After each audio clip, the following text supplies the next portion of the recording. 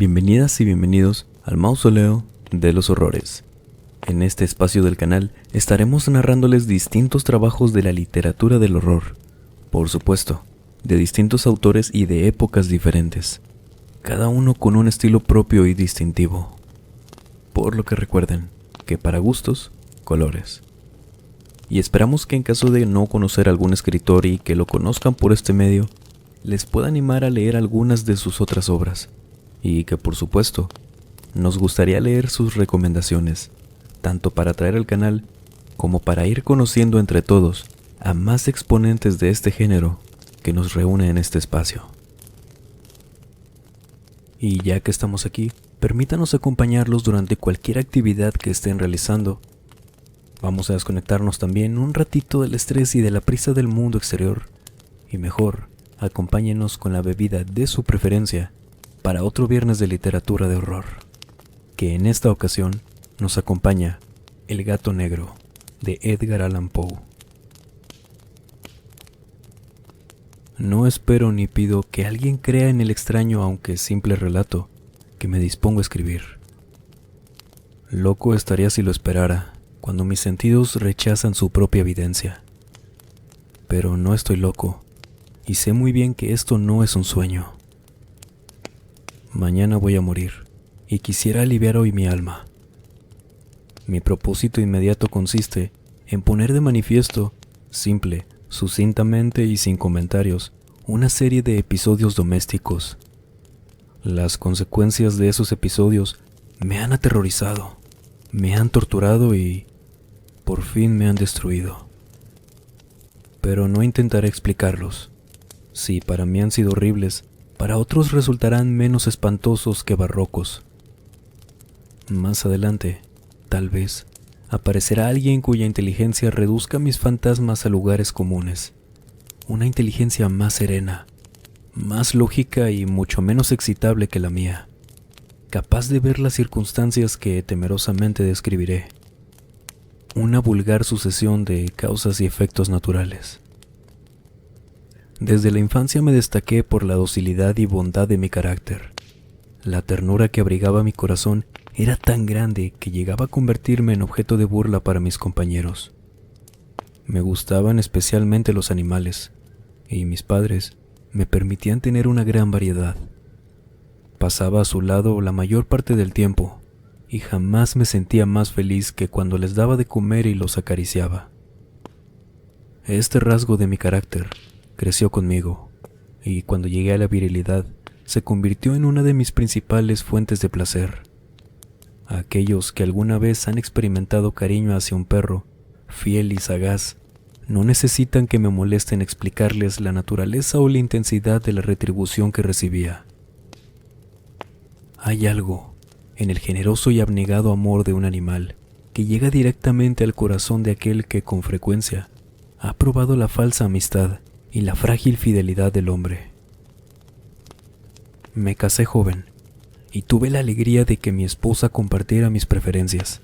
Al observar mi gusto por los animales domésticos, no perdía oportunidad de procurarme los más agradables de entre ellos.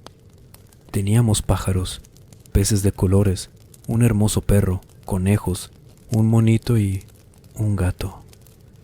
Este último era un animal de notable tamaño y hermosura, completamente negro y de una sagacidad asombrosa.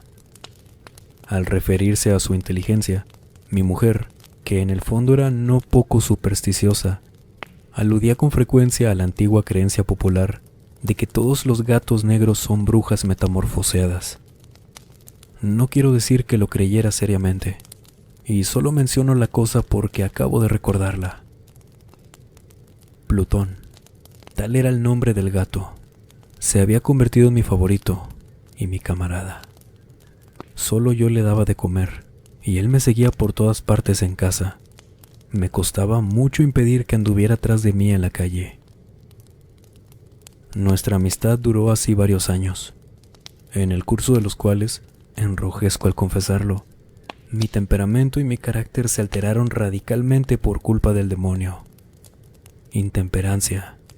Día a día, me fui volviendo más melancólico, irritable e indiferente hacia los sentimientos ajenos. Llegué, incluso, a hablar descomedidamente a mi mujer y terminé por infligirle violencias personales. Mis favoritos, claro está, sintieron igualmente el cambio de mi carácter. No solo los descuidaba, sino que llegué a hacerles daño, hacia Plutón.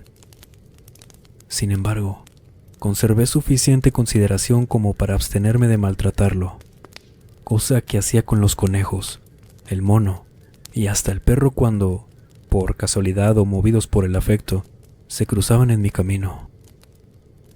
Mi enfermedad empeoró, se agravaba, pues, ¿qué enfermedad es comparable con el alcohol? Y finalmente, el mismo Plutón, que ya estaba viejo y, por tanto, algo enojadizo, empezó a sufrir las consecuencias de mi mal humor. Una noche en que volví a casa completamente embriagado, después de una de mis correrías por la ciudad, me pareció que el gato evitaba mi presencia. Lo alcé en brazos, pero, asustado por mi violencia, me mordió ligeramente en la mano. Al punto se apoderó de mí una furia demoníaca y ya no supe lo que hacía. Fue como si la raíz de mi alma se separara de golpe de mi cuerpo. Una maldad más que diabólica, alimentada por la ginebra, estremeció cada fibra de mi ser. Sacando del bolsillo del chaleco un cortaplumas, lo abrí, mientras sujetaba al pobre animal por el pescuezo y, deliberadamente, le hice saltar un ojo. Enrojezco, me abrazo, tiemblo mientras escribo tan condenable atrocidad. Cuando la razón retornó en la mañana, cuando hube disipado en el sueño los vapores de la orgía nocturna, sentí que el horror se mezclaba con el remordimiento ante el crimen cometido. Pero mi sentimiento era débil y ambiguo. No alcanzaba a interesar el alma. Una vez más me hundí en los excesos, y muy pronto ahogué en vino los recuerdos de lo sucedido. El gato, entretanto, mejoraba poco a poco.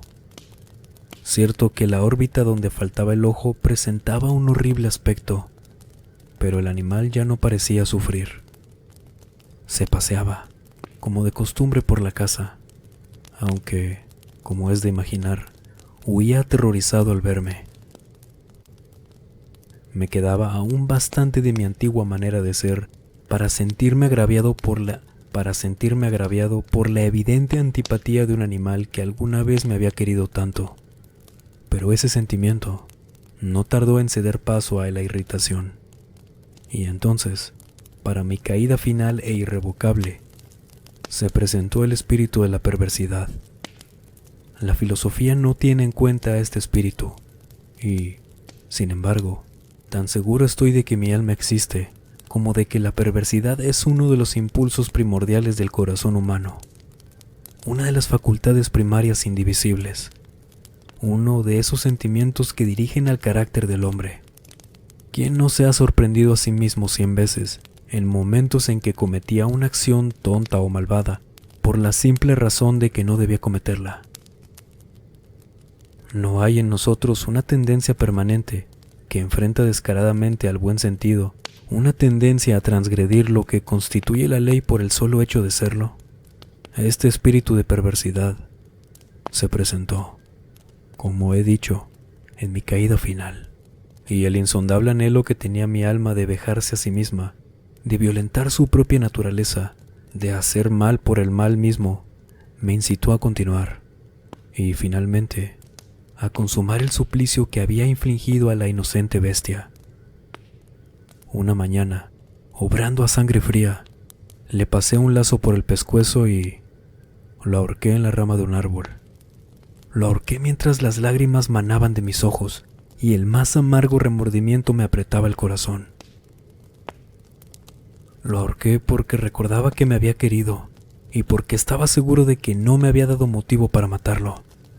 Lo ahorqué porque sabía que, al hacerlo, cometía un pecado mortal que comprometería mi alma hasta llevarla, si ello fuera posible, más allá del alcance de la infinita misericordia del Dios más misericordioso y más terrible. La noche de aquel mismo día en que cometí tan cruel acción, me despertaron los gritos de ¡incendio! Las cortinas de mi cama eran una llama viva y toda la casa estaba ardiendo. Con gran dificultad pudimos escapar de la conflagración mi mujer, un sirviente y yo. Todo quedó destruido. Mis bienes terrenales se perdieron y desde ese momento tuve que resignarme a la desesperanza. No incurriré en la debilidad de establecer una relación de causa y efecto entre el desastre y mi criminal acción, pero estoy detallando una cadena de hechos y no quiero dejar ningún eslabón incompleto. Al día siguiente del incendio, acudí a visitar las ruinas, salvo una. Las paredes se habían desplomado. La que quedaba en pie era un tabique divisorio de poco espesor, situado en el centro de la casa y contra el cual se apoyaba antes la cabecera de mi lecho. El enlucido había quedado a salvo de la acción del fuego, cosa que atribuía a su reciente aplicación. Una densa muchedumbre habíase reunido frente a la pared y varias personas parecían examinar parte de la misma con gran atención y detalle. Las palabras extraño, curioso y otras similares excitaron mi curiosidad. Al aproximarme, vi que en la blanca superficie, grabada con un bajorrelieve, aparecía la imagen de un gigantesco gato. El contorno tenía una nitidez verdaderamente maravillosa. Había una soga alrededor del pescuezo del animal. Al descubrir esta aparición, ya que no podía considerarla otra cosa, me sentí dominado por el asombro y el terror, pero la reflexión vino luego en mi ayuda. Recordé que había ahorcado al gato en un jardín contiguo a la casa. Al producirse la alarma de incendio, la multitud había invadido inmediatamente el jardín. Alguien debió cortar la soga y tirar al gato en mi habitación por la ventana abierta. Sin duda, habían tratado de despertarme en esa forma. Probablemente la caída de las paredes comprimió a la víctima de mi crueldad contra el enlúcido recién aplicado, cuya cal, junto con la acción de las llamas y el amoníaco del cadáver, produjo la imagen que acababa de ver. Si bien en esta forma quedó satisfecha mi razón, ya que no mi conciencia, sobre el extraño episodio, lo ocurrido impresionó profundamente mi imaginación. Durante muchos meses no pude librarme del fantasma del gato, y en todo ese tiempo dominó mi espíritu un sentimiento informe que se parecía, sin serlo, al remordimiento. Llegué al punto de lamentar la pérdida del animal y buscar, en los viles antros que habitualmente frecuentaba, algún otro de la misma especie y apariencia que pudiera ocupar su lugar. Una noche en que, borracho a medias, me hallaba en una taberna más que infame, reclamó mi atención algo negro posado sobre uno de los enormes toneles de ginebra que constituían el principal moblaje del lugar. Durante algunos minutos había estado mirando dicho tonel y me sorprendió no haber advertido antes la presencia de la mancha negra en lo alto. Me aproximé y la toqué con la mano. Era un gato negro muy grande, tan grande como Plutón, y absolutamente igual a este, salvo un detalle. Plutón no tenía el menor pelo blanco en el cuerpo, mientras que este gato mostraba una vasta aunque indefinida mancha blanca que le cubría casi todo el pecho. Al sentirse acariciado se enderezó prontamente, ronroneando con fuerza. Se frotó contra mi mano y pareció encantado de mis atenciones. Acababa, pues, de encontrar el animal que precisamente andaba buscando.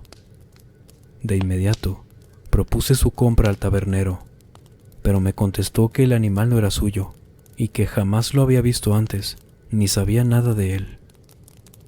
Continué acariciando el gato, y cuando me disponía a volver a casa, el animal pareció dispuesto a acompañarme.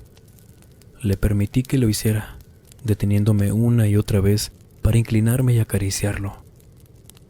Cuando estuvo en casa, se acostumbró a ella de inmediato y se convirtió en el gran favorito de mi mujer.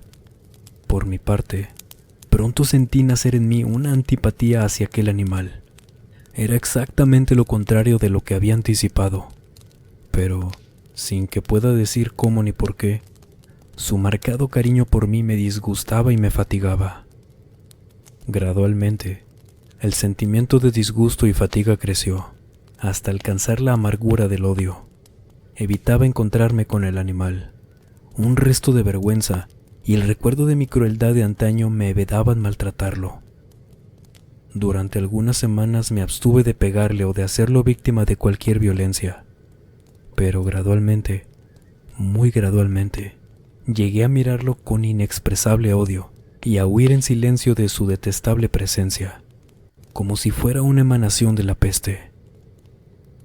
Lo que, sin duda, contribuyó a aumentar mi odio fue descubrir, a la mañana siguiente de haberlo traído a casa, que aquel gato, igual que Plutón, era tuerto. Esta circunstancia fue precisamente la que lo hizo más grato a mi mujer, quien, como ya dije, poseía en alto grado esos sentimientos humanitarios que alguna vez habían sido mi rasgo distintivo y la fuente de mis placeres más simples y más puros. El cariño del gato por mí parecía aumentar en el mismo grado que mi aversión. Seguía mis pasos con una pertinencia que me costaría hacer entender al lector. Donde quiera que me sentara, venía a ovillarse bajo mi silla o saltaba a mis rodillas, prodigándome sus odiosas caricias. Si echaba a caminar, se metía entre mis pies, amenazando con hacerme caer, o bien clavaba sus largas y afiladas uñas en mi ropa para poder trepar hasta mi pecho. En esos momentos, aunque ansiaba aniquilarlo de un solo golpe, me sentía paralizado por el recuerdo de mi primer crimen, pero sobre todo, quiero confesarlo ahora mismo, por un espantoso temor al animal. Aquel temor no era precisamente miedo de un mal físico, y sin embargo, me sería imposible definirlo de otra manera. Me siento casi avergonzado de reconocer, sí, aún en esta celda de criminales me siento casi avergonzado de reconocer que el terror, el espanto que aquel animal me inspiraba, era intensificado por una de las más insensatas quimeras que sería dado concebir. Más de una vez, mi mujer me había llamado la atención sobre la forma de la mancha blanca, de la cual ya he hablado, y que constituía la única diferencia entre el extraño animal y el que yo había matado. El lector recordará que esta mancha, aunque grande, me había parecido al principio de forma indefinida, pero gradualmente, de manera tan imperceptible que mi razón luchó durante un largo tiempo por rechazarla como fantástica, la mancha fue asumiendo un contorno de rigurosa precisión. Representaba ahora algo que me estremezco al nombrar, y por ello odiaba. Temía y hubiera querido librarme del monstruo si hubiese sido capaz de atreverme. Representaba, digo, la imagen de una cosa atroz, siniestra, la imagen del patíbulo. Oh lúgubre y terrible máquina del horror y del crimen, de la agonía y de la muerte. Me sentí entonces más miserable que todas las miserias humanas. Pensar que una bestia, cuyo semejante había yo destruido desdeñosamente, una bestia era capaz de producir tan insoportable angustia en un hombre creado a imagen y semejanza de Dios. Ni de día ni de noche pude ya gozar de la bendición del reposo. De día, aquella criatura no me dejaba un instante solo. De noche, despertaba hora a hora de los más horrorosos sueños, para sentir el ardiente aliento de la cosa en mi rostro y su terrible peso. Pesadilla encarnada de la que no me era posible desprenderme, apoyado eternamente sobre mi corazón. Bajo el agobio de tormentos semejantes, sucumbió en mí lo poco que quedaba de bueno. Solo los malos pensamientos disfrutaban ya de mi intimidad, los más tenebrosos, los más perversos pensamientos. La melancolía habitual de mi humor creció hasta convertirse en aborrecimiento de todo lo que me rodeaba y de la entera humanidad. Y mi pobre mujer, que de nada se quejaba, llegó a ser la habitual y paciente víctima de los repentinos y frecuentes arrebatos de ciega cólera que me abandonaba. Cierto día, para cumplir una tarea doméstica, me acompañó al sótano de nuestra vieja casa, donde nuestra pobreza nos obligaba a vivir. El gato me siguió mientras bajaba la empinada escalera y estuvo a punto de tirarme cabeza abajo, lo cual me exasperó hasta la locura. Alzando un hacha y olvidando en mi rabia los pueriles temores que hasta entonces habían detenido mi mano, descargué un golpe que hubiera matado instantáneamente al animal de haberlo alcanzado. Pero la mano de mi mujer detuvo su trayectoria. Entonces, llevado por su intervención a una rabia más que demoníaca, me zafé de su brazo y le hundí el hacha en la cabeza. Sin un solo quejido, cayó muerta a mis pies. Cumplido este espantoso asesinato, me entregué al punto y con toda sangre fría a la tarea de ocultar el cadáver. Sabía que era imposible sacarlo de casa, tanto de día como de noche, sin correr el riesgo de que algún vecino me observara. Diversos proyectos cruzaron en mi mente. Por un momento pensé en descuartizar el cuerpo y quemar los pedazos. Luego se me ocurrió cavar una tumba en el piso del sótano. Pensé también si no convenía arrojar el cuerpo al pozo del patio o meterlo en un cajón, como si se tratara de una mercadería común, y llamar a un mozo de cordel para que lo retirara de casa. Pero, al fin, di con lo que me pareció el mejor expediente y decidí emparedar el cadáver en el sótano, tal como se dice que los monjes de la Edad Media emparedaban a sus víctimas. El sótano se adaptaba muy bien a este propósito. Sus muros eran de material poco resistente y estaban revocados con un mortero ordinario que la humedad de la atmósfera no había dejado endurecer. Además, en una de las paredes se veía la saliencia de una falsa chimenea, la cual había sido rellenada y tratada de manera semejante al resto del sótano. Sin lugar a dudas, sería muy fácil sacar los ladrillos en esa parte, introducir el cadáver y tapar el agujero como antes, de manera que ninguna mirada pudiese descubrir algo sospechoso. No me equivocaba en mis cálculos. Fácilmente saqué los ladrillos con ayuda de una palanca y, luego de colocar cuidadosamente el cuerpo contra la pared interna, lo mantuve en esa posición mientras aplicaba de nuevo la mampostería en su forma original. Después de procurarme argamasa, arena y cerda, preparé un enlúcido que no se distinguía del anterior y revoqué cuidadosamente el nuevo enladrillado. Concluida la tarea, me sentí seguro de que todo estaba bien. La pared no mostraba la menor señal de haber sido tocada. Había barrido hasta el menor fragmento de material suelto. Miré en torno, triunfante, y me dije: aquí por lo menos no he trabajado en vano. Mi paso siguiente consistió en buscar a la bestia causante de tanta desgracia, pues al final me había decidido a matarla. Si en aquel momento el gato hubiera surgido ante mí, su destino habría quedado sellado.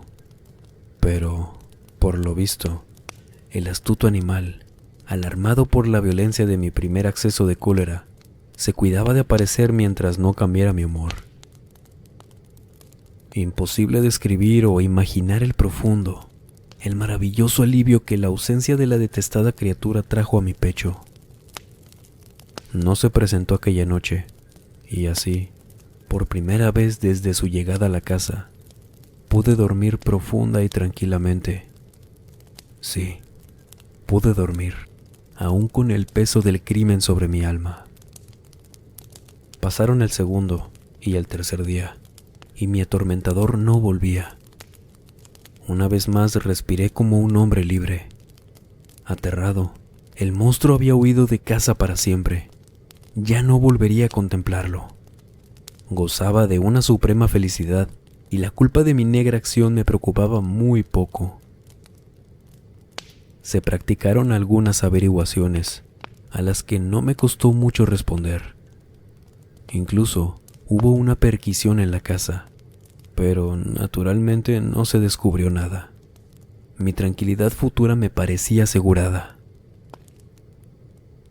Al cuarto día del asesinato, un grupo de policías se presentó inesperadamente y procedió a una nueva y rigurosa inspección. Convencido de que mi escondrijo era impenetrable, no sentí la más leve inquietud. Los oficiales me pidieron que los acompañara en su examen. No dejaron hueco ni rincón sin revisar.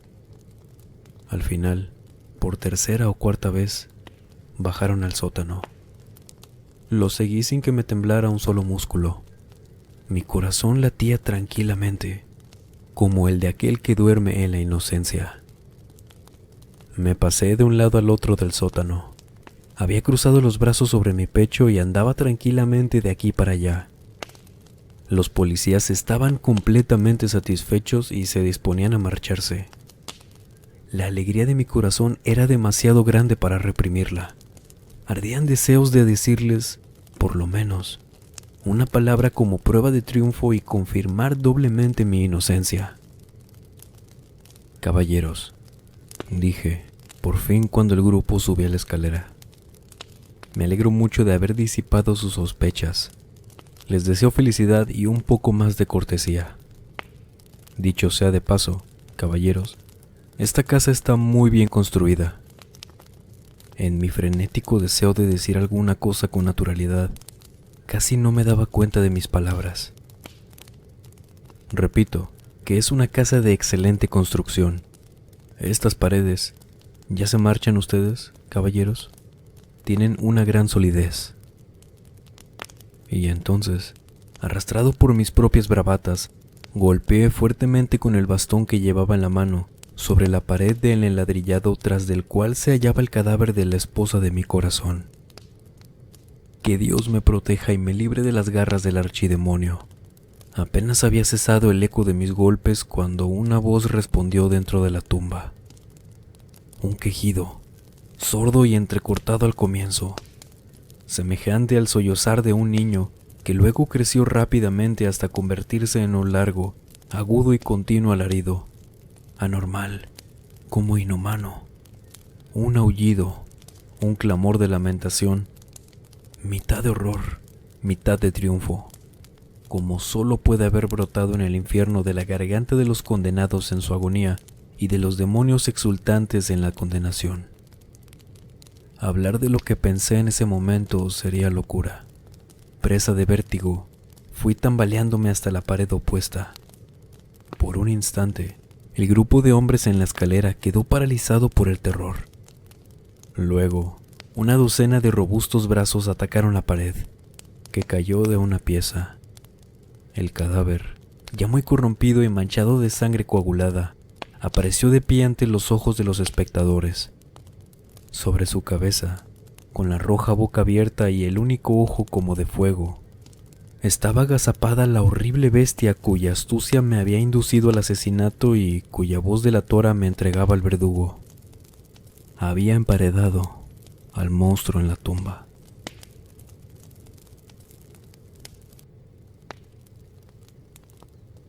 ¿Qué opinan de esta historia? ¿O del estilo de este escritor? Cualquier opinión, por supuesto, es más que bienvenida.